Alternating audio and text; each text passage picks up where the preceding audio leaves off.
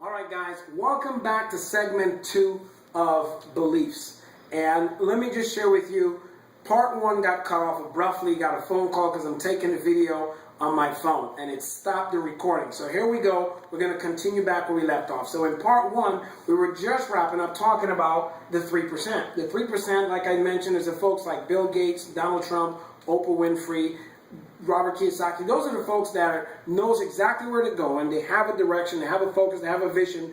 Their beliefs are the things that their RAS is really pulling in. So their reticular activating system is constantly looking to be better and staying outside of their comfort zone to make things the way it's at. They're constantly pursuing to their vision. These are the people that are worry-free. Those folks, now here's what happens. If a lot of us in the 27% and everywhere stop trying to know so much, stop always wanting to be right, become more observant, then eventually we'll get to worry-free. If you work that out as an acronym, it all comes down to work. It just takes a little bit of hard work that'll really help you to get to where you're going. As we're talking about beliefs again, I'm going to share one with you that a lot of folks say would actually get into, and they think that it's not good for you, it's bad for you. We're talking when it comes to business sense, in a sense. I'm part of what's called relationship marketing or network marketing. Most folks say MLM, they call them scams, they call them pyramids, they call them whatever it is that they want to do. Now, I'm going to pause for a second here. It's not to brag or say anything like that, but I'm a pretty intelligent guy. I have a PhD in human behavior and psychology. The reason why I said that is I actually almost believed that myself, because I was starting to take reference to a lot of the things, and there was other events out there or other companies out there that were scams, that were taking people's money and doing things in that. But then I researched the relationship marketing industry and found out that that industry itself has created more millionaires than any other industry, business, or job ever in history. So I got curious and wanted to know why. Here's why: because you have basically building your business or your net worth of income through a network of friends and family, people that you know, like, and trust, that you can share something you're passionate about. For example, I'm very passionate about my wife. I share how passionate I am about my wife with everyone. Everyone who knows me, sees me for the very first time, they can tell that I'm happily married. If they don't, then they might not have been paying attention to what I've been saying.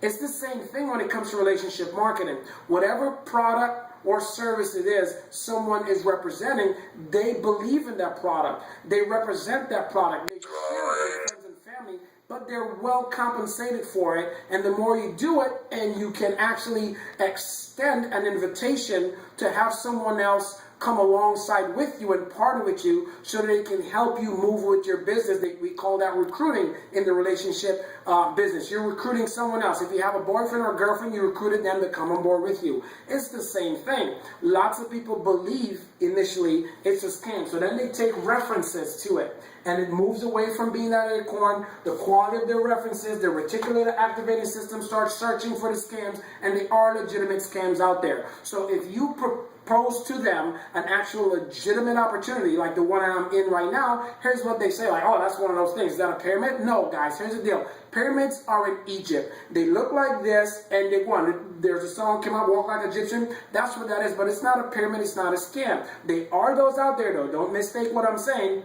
It's just like fear and danger. Fear is an emotional response to something that could be dangerous, but fear is an emotional decision, whereas danger is actually real. So don't get them twisted between scams and legitimate companies, right? Going back to this a bit. Now, the person that believes those are scams and those are one of those things, or it's a cult. No, there's no virgin sacrifices in a legitimate business. In fact, a cult, the difference between the word cult and having what a legitimate business is cults are biased against one person who's in there with the others that will brainwash them to believe one thing, and they develop and call it a culture. That's why you have different cultures. The Spartans had a culture. The Marine Corps that came out was a cult. It's a culture. Yes, it's a positive culture going forward. Most of them say in that opportunity, have you been brainwashed? Yes. Listen to what you're saying. Brainwashed means my brain has been washed clean of the old beliefs and ideas so that I can now see and believe in something different.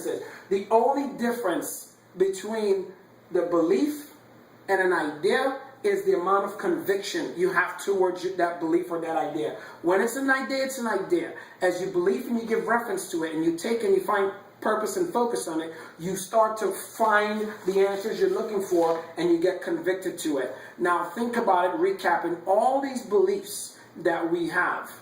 We want to take a look at them and marry them up. What is fact and what is fiction? What can be factually proven, or is it something that's emotionally having us respond to it because maybe a good friend, mom, dad, someone told us about it?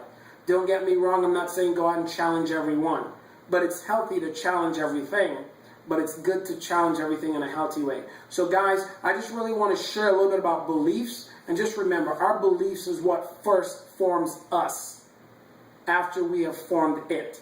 So go out today, look into the beliefs that you have and the things that you know to be truth to you.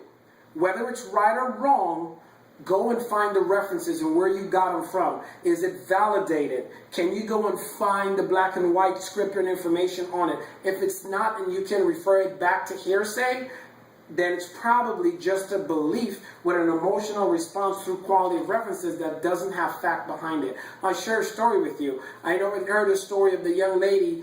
It was Thanksgiving and she was preparing Thanksgiving dinner. Well, she went to prepare the ham and cut nearly half the ham out and threw it away. And her daughter asked her, she says, "Mom, why did you throw away the ham?" She says, "You know what? That's what my mom did. That's what your grandmother did." And so that's for the first time she actually thought about it. And then she picked up the phone and she called her mom and asked her mom, said, "Mom, why did you cut off the back of the ham every single time we were to prepare the ham?"